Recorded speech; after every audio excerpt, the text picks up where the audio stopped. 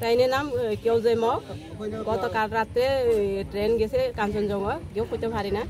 তো চাপা খাইয়া মারা গেছে, কেউ কইতে। আজকে সকালে ছোট ছোট বাচ্চারা মর্নিং করতে গিয়া দেখিছে, তারপরে সবাই মানুষকে কয়া হয়েছে, এবার মানুষ আয়া দেখছে।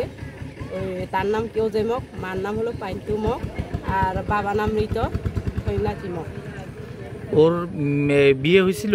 বিয়ে হয়েছে, বিয়ে হয়ে এক ছেলে আছে। এটা ছোট থাকতে তারা দিবস হয়ে গেছে, বউটা মারা গেছে, আর ছেলেটা অন্য বাসা নিয়ে বড় করছে আর কি। যোগাযোগ নাই ছেলের সাথে বাবা, আর এখন মা বর্তমানে একা আর কি। রাত্রেবেলা কি কারণে ও এদিকে যাইতে পারে এরকম পারি না, এটা টাইনের ব্যাপার, কেউ তো কইতে পারে না। মনে হয় কাঞ্চনজঙ্ঘা সাবরুন যাইতে আকারতলা থেকে, তখন মানে বাড়ি খাইছে নিচই, মানে ক্রস করতেও লাগছিল আর কি গাড়ি থেকে, এই ট্রেন রাস্তা থেকে। ওই ক্রস করার মাধ্যমে উনি কইতে পারে না যে এত তাড়াতাড়ি ট্রেন তার কাছে আয়া বাড়ি দিব। কিন্তু দুঃখজনক, আমরাও আজকে সকালে ছোট ছোট বাচ্চারা খবরটা কইছি, তারপর আমরা আইয়া দেখছি ঘটনাটা সত্য। এমনিতে স্থানীয় কারোর সাথে ঝামেলা টামেলা আছে?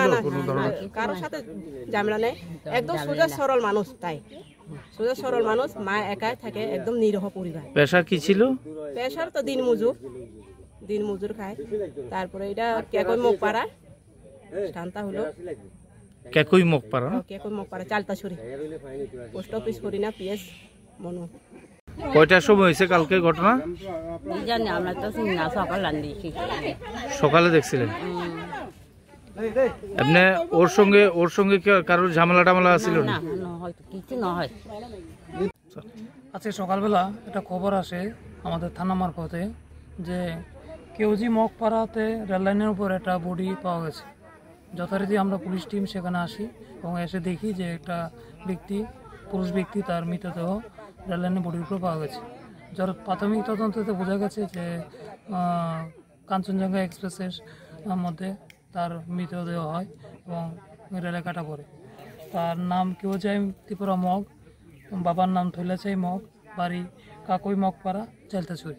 তো আমরা এই মর্মে একটা কমপ্লেন পেয়েছি এবং তদন্ত শুরু হয়েছে।